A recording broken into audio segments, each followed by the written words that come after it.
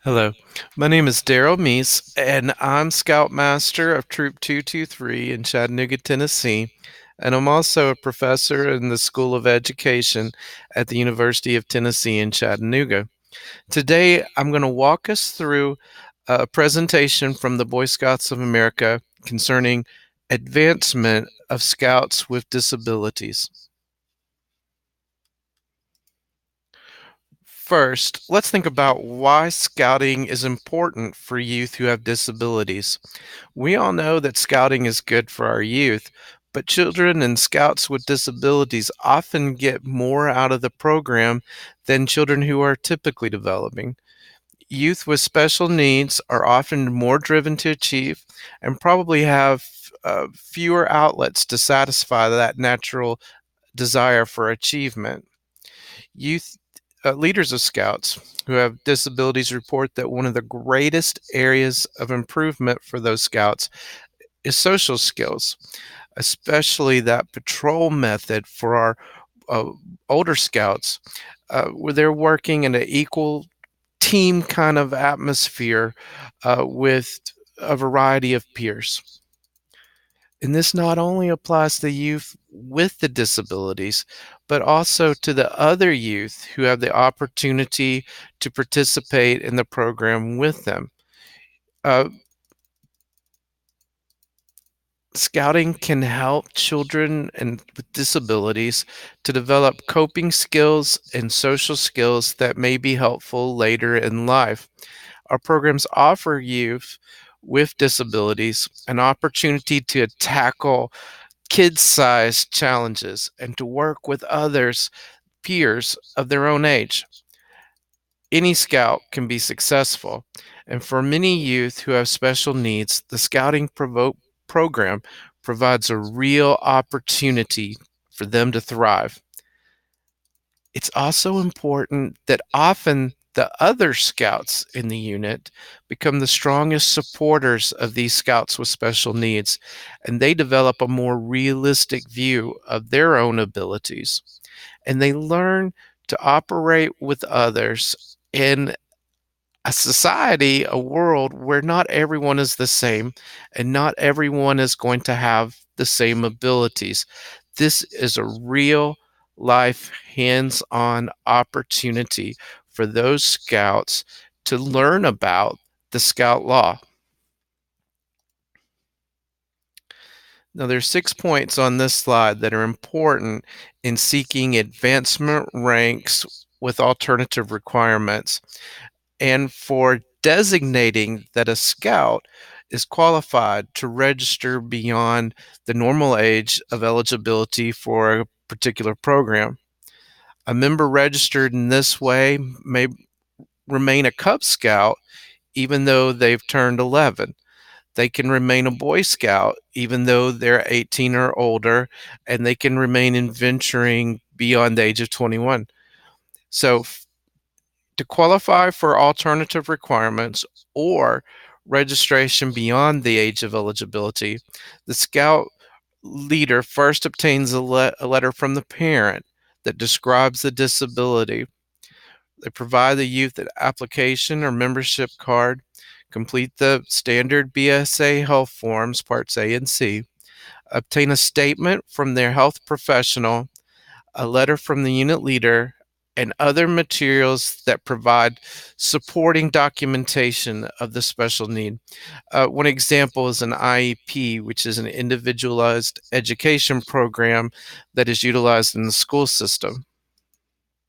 So here's the process. This chart reflects the action sequence that's followed to document a disability. This process is initiated by the parent and the leader, and it's essential to have a medical assessment. So the parents and leaders describe the disability. They com- hmm, they acquire the medical assessment from a medical professional that includes the BSA health forms. They include other possible documentation such as that IEP, and they develop a better understanding of the scout's strengths and limitations. It helps us to determine what the youth can do and what they may not be able to do. We don't want to focus only on what they cannot do. Instead, we want to capture their strengths as well. So that health professional must certify that the disability exists. So that's a physician's certification. For registration beyond the age of eligibility, uh, this has to be approved by the executive board at the council level, but the board may delegate the process to a council or operating committee or other group of responsible volunteers at the council level. This may or may not be the council advancement committee. It could be a council committee on scouts with disabilities. Individual cases have to be deliberated upon, and it's important to note that the decision must not be delegated to the district level or any single individual, whether that individual is a professional or a volunteer. According to the Guide of Advancement, this registration may continue as long as the disability remains and the individual functions in scouting as a youth. If later it turns out that the member can function as an adult and is of age, he can register as a volunteer scouter. As long as the youth is socially accepted and feels comfortable in a particular age group, it's appropriate to keep him there for a period of time. If a child is 12 or 14 years old physically, but intellectually 8 years old, he may function well in a Cub Scout pack. It's important, however, to avoid a physically inappropriate grouping. For example, it wouldn't be appropriate to have a 6'3" 18-year-old with special needs placed with 6 10-year-olds. In that case, it might make more sense for the older scout to be a member of a scout troop. Often, however, with great differences in chronological age and intellectual age, it may be best to organize a special needs unit. Uh, that way, each scout can function with their developmental peers.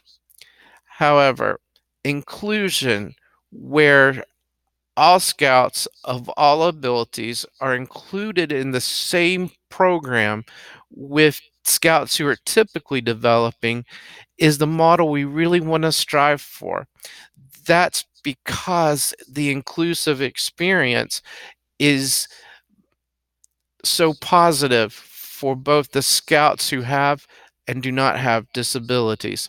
So remember, the disability must be documented as permanent and severe. This arrangement is a permanent arrangement to be registered beyond the age of eligibility. This is different from an extension of time to earn a rank. There's a separate, different process for that extension of time. This process applies in all BSA programs, Cub Scouts, Venturing, Boy Scouts, and again, it has to be approved at the council level. And here's a flow chart that shows how to register beyond the age of eligibility. Again, the disability must have been diagnosed as permanent and severe. It must be approved by the council executive board or its designated council operating committee or other body.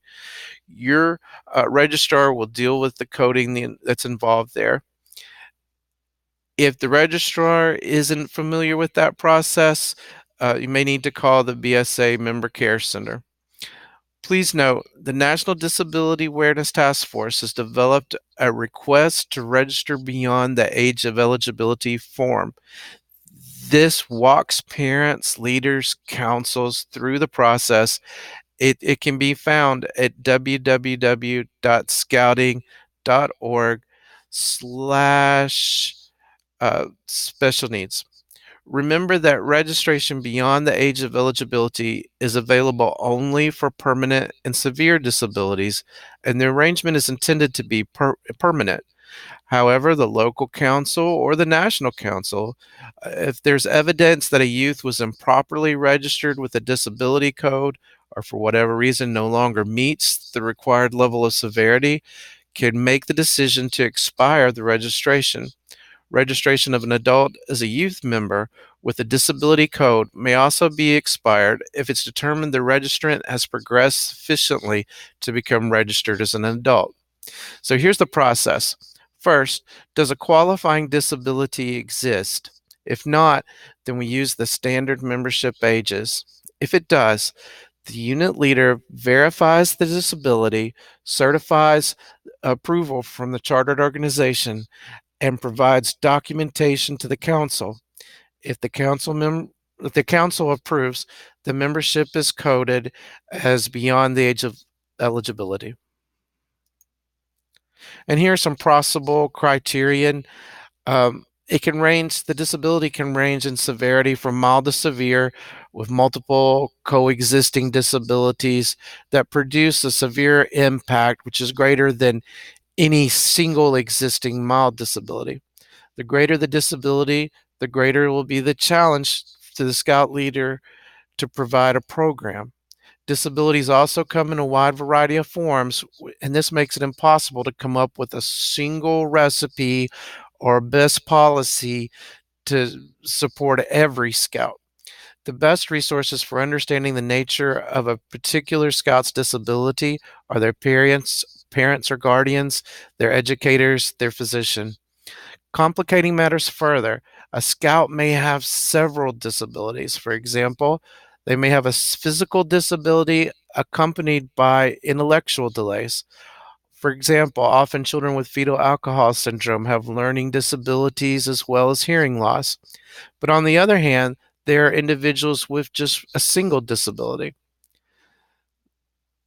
The topic 10.1.0.1 in the Guide to Advancement specifically defines multiple coexisting disabilities. This refers to a diagnosis of two or more disabilities, none of which alone may be significant enough to warrant registration beyond the age of eligibility, but when considered in combination may qualify. For example, a scout with a moderate learning disorder or ADHD may not be approved to register as a Boy Scout after age 18. If, however, another disability also exists, the combined impact might be significant. So, here's some possible criteria. Scouts who are on the autism spectrum disorder, who are blind or sight impaired, who are deaf of hard of hearing, who have an intellectual disability, a developmental delay, a condition such as some Down syndrome, emotional or behavioral disorders, who are physically disabled, who experience traumatic brain injury, or who have multiple coexisting disabilities. So, what if a scout is unable to accomplish the requirements as written? Given the question as to whether they're able to fill or unable to fill the requirements, there's two scenarios to consider. First, if the scout is registered beyond the age of eligibility, we can move on to the alternative requirements and process. But even if a scout is not registered beyond the age of eligibility, if he has a permanent physical or intellectual disability or a disability expected to last 2 years or more, or beyond the age of 18, then alternative requirements are still available. Note that this policy was changed to include scouts with longer term temporary disabilities, such as those related to a serious injury, so they may continue to work on their advancement during recovery. The scout, with assistance from the parent and his leaders, can request alternative requirements, and we'll discuss that process in a moment. If not registered beyond the age of eligibility, all requirements, even alternative requirements, must be completed and fulfilled by the 18th birthday, unless an extension of time during the Eagle Scout rank is approved. But remember, extensions are not necessary for those registered beyond the age of eligibility. The process for alternative requirements differ in each of the scouting programs. So, the scout may or may not be registered beyond the age of eligibility. They have to have a permanent physical or intellectual disability or a disability that's expected to last 2 or more years or beyond the 18th birthday. So let's begin with Cub Scouts. For Cub Scouts, the standard is do your best. Advancement is so flexible in Cub Scouting that with guidance, most Cub Scouts with disabilities can complete the requirements as they're written. So most of the time, alternatives are not necessary. The standard, of course, is has the scout done his best? It may take the scout longer to attempt requirements and to demonstrate that they're doing their best, but the accomplishment will be rewarding to the scout, to his parents, to his leaders, and perhaps even more rewarding because of the extra effort involved. Cub masters and pack committees may work together to determine appropriate substitutions that are consistent with the Cub Scout showing he can do his best. For example, elective requirements could take the place of those required, or in consultation with parents, other minor adjustments representing similar challenges could be made. Where more than this will be required for a boy to advance, then application must be made for alternative requirements. And I'll get to how that works in a moment. Um, let's move to Boy Scout rank advancement. Boy Scouts are expected to meet the requirements exactly as they are stated. All Scouts complete all rank requirements as written, no more and no less. There is no provision at the Boy Scout level for doing your best as there is in Cub Scouts. This means that some scouts with special needs are only going to go as far as their abilities will take them. It is important, though, that we don't read into the requirements what isn't there. Remember, no more and no less.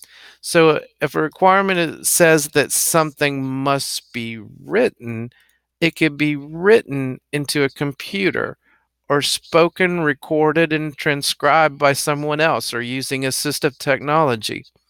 If we say that something must be discussed, it could be discussed through a parent who has learned to understand the child whose speech is not as clear.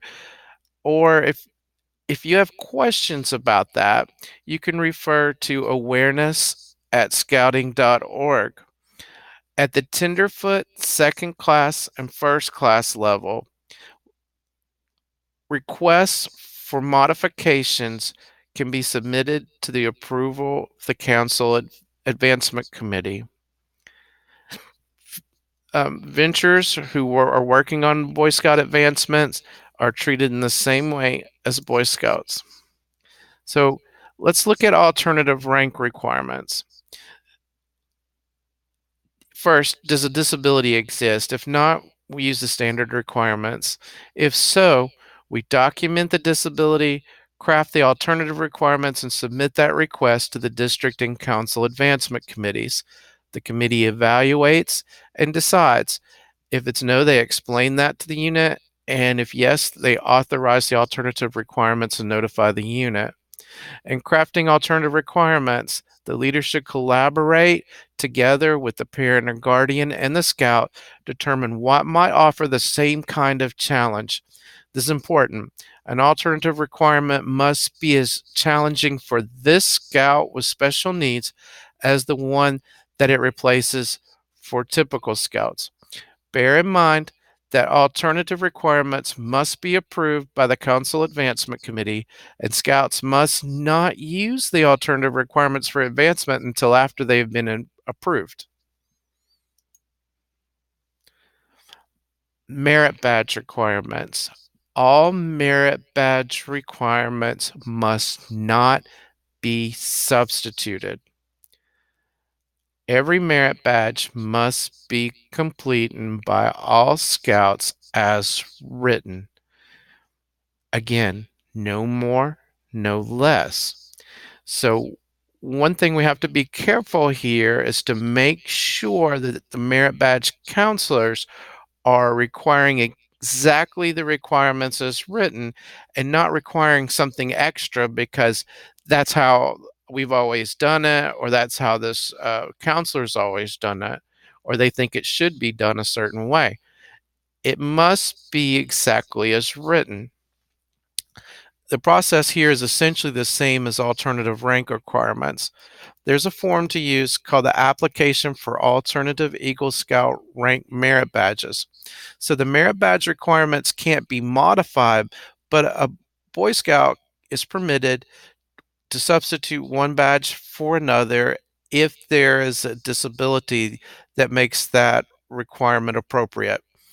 The substitute merit badge must be as challenging for this scout as the required merit badges for scouts who are typically developing.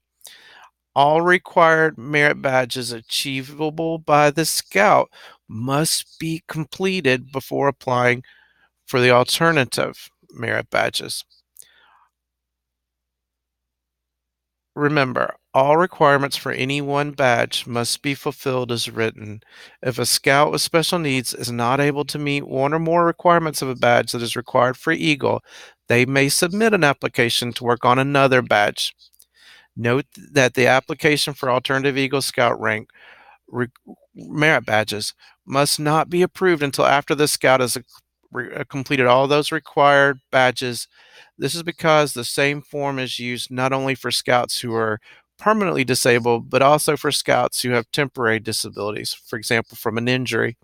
Some youth may improve and be able to earn that badge that previously was thought impossible. And we want all required merit badges that can be earned first. And then scouts begin working on the alternatives. Boards of review. The Guide to Advancement in topic 10.2.2.0 provides guidance for boards of review for youth who have special needs or disabilities. Most importantly, it is permissible to allow parents and union leaders to assume different roles in these boards of review. They most likely know the scout best, and they can help by prompting the scout, assisting by rephrasing questions from the board so the candidates are better able to understand and respond. They can also bear witness to work the scout has done on requirements and to their scout spirit. It would also be wise for a board of review chair to reach out in advance to the scout's parent or caregiver to learn more that can be learned about the candidate and their abilities. This is the easier it will be to create a positive, meaningful, memorable experience for the scout and that board of review. So you can inform the board of review members ahead of time about the special circumstances. Again, the unit leader can attend, the parents or guardians can attend and assist with interpretation and insights. Ideally, youth with disabilities get as much or more out of being in a typical scout unit, an inclusive unit that includes both scouts with disabilities and those without. This exposes those scouts to a wider variety of people, older youth who can become a support system for them. On the other time, youth with severe disabilities and those who are significantly older chronologically may fit better and receive a more helpful program in a special unit of individuals in similar circumstances. If you would like help in organizing such a unit, you should work with your district executive or scout executive. Parental assistance is very important, but there are some who don't always want to recognize the disability or choose not to help. Um, Parents usually understand behavioral patterns, know about the scouts' medications, and they're often needed to help with communication and reminders, and we really want them to be involved. If you encounter an unhelpful parent scenario, diplomacy is critical. You can request help from the Council Disability Awareness Committee or the district executives. Many parents may have a fear of consequences and may be sensitive to letting others know. Um, so Leaders should listen to the parents, gain trust, work with them to provide the best possible experience. In many cases, this means help parents let go of their child a little and recognize an increase in their child's level of independence. And as you can imagine, that can be a delicate issue. Sometimes, due to a lack of contact or experience, other members of the unit, youth and adults, may be uncomfortable with a scout who has a disability, and we need to be sensitive to this too and work together to diffuse any misunderstandings or difficult situations. We need to help scouts and leaders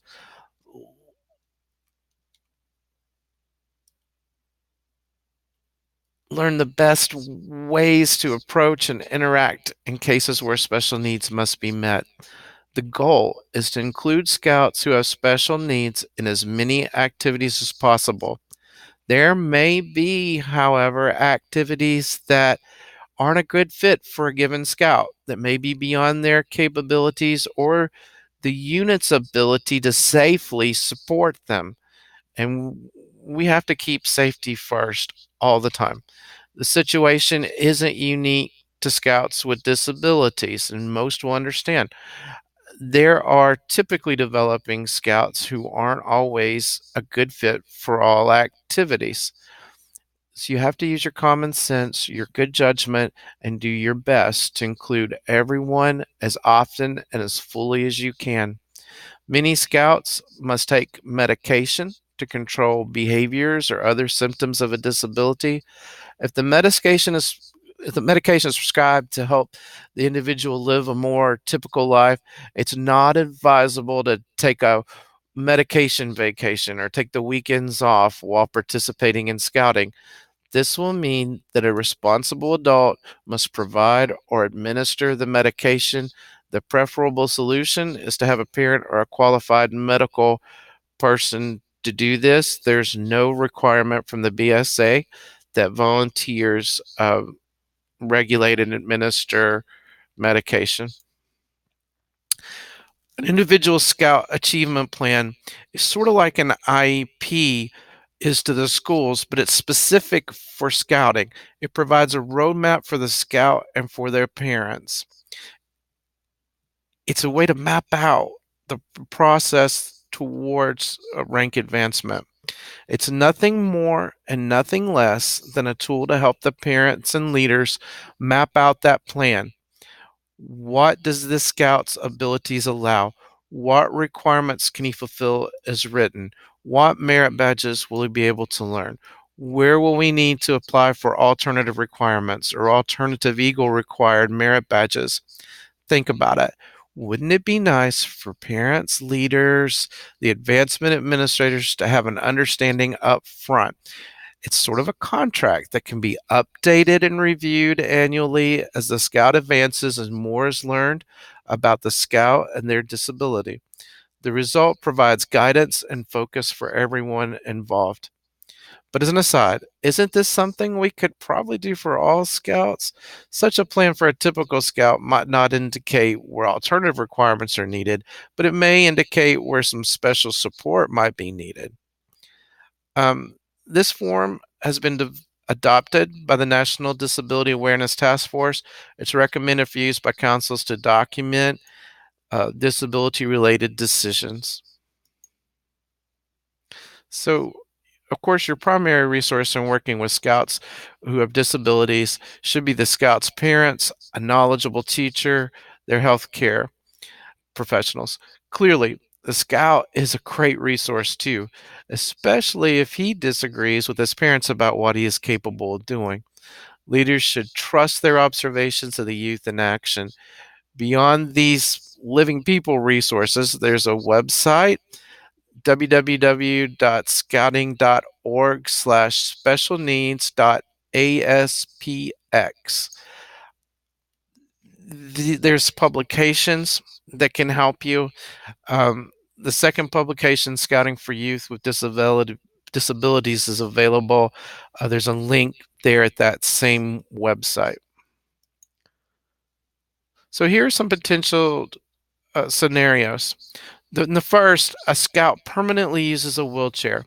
He needs to hike and wants to join his troop for a day hike.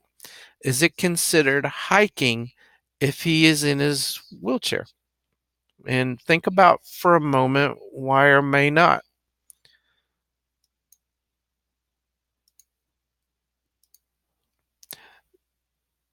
The answer is yes. Oops, I went past two. The answer is yes. If this scout's normal mode of transportation, then the wheels on that wheelchair are the same as his feet. He should do the hike without aid, but depending on the trail or path, there may be places where it would be reasonable for others to lend a hand. This is no different than any typically developing scout getting a hand now and then on a trail. If the scout uses an electric chair and that's the normal mode, then that's permissible too. Keep in mind the intention of the requirement and the learning experience. On that hike and merit badge, we want scouts to have the experience of hiking.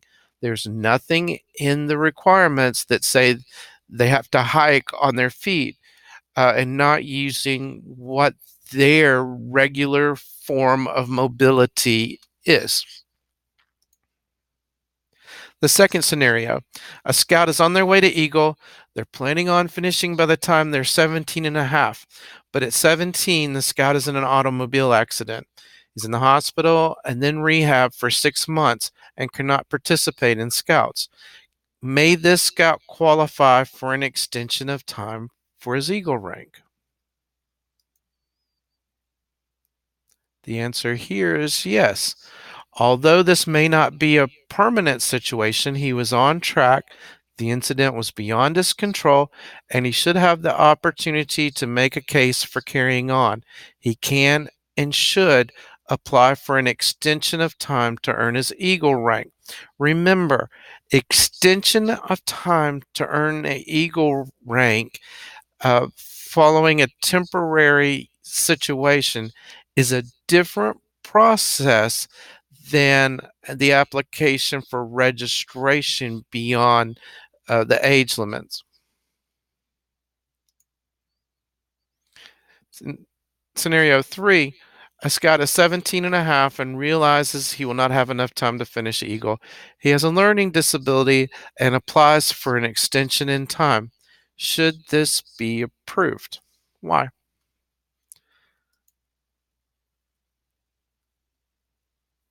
And the answer is maybe.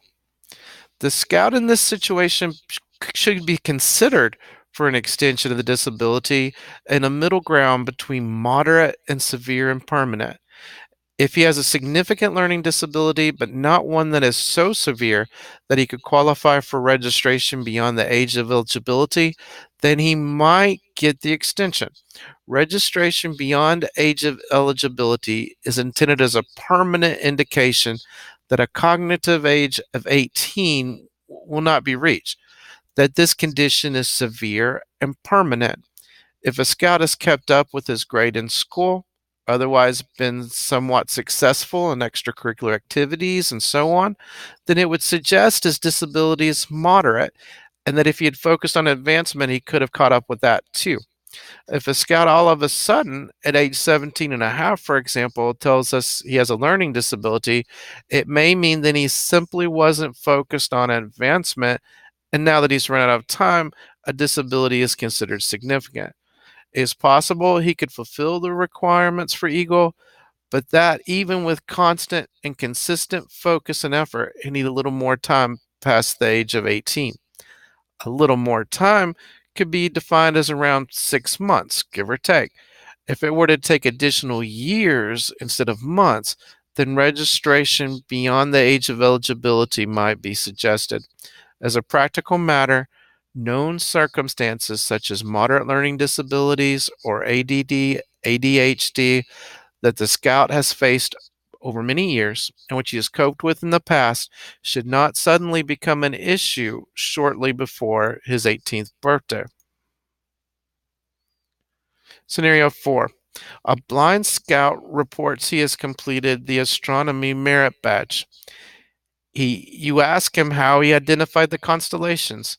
He replies that his merit badge counselor punched holes in paper plates, held them over his head outside at night in the right place, the angles for the night sky, and he used his hands to feel and identify the constellations. Should this be acceptable? Why or why not?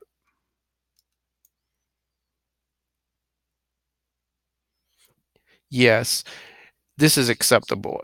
This scout completed the requirement using a technique for quote seeing through his sense of touch.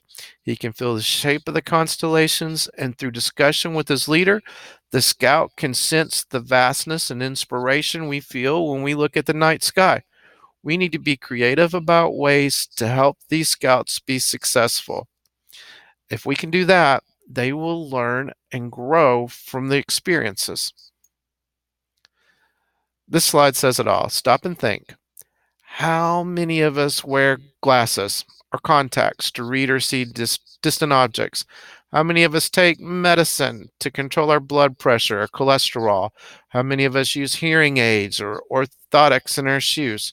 Some studies suggest that even 1 in 10 of us has some sort of learning disability that we may not even know about, and that 1 in 20 adults experiences problems with attention focusing.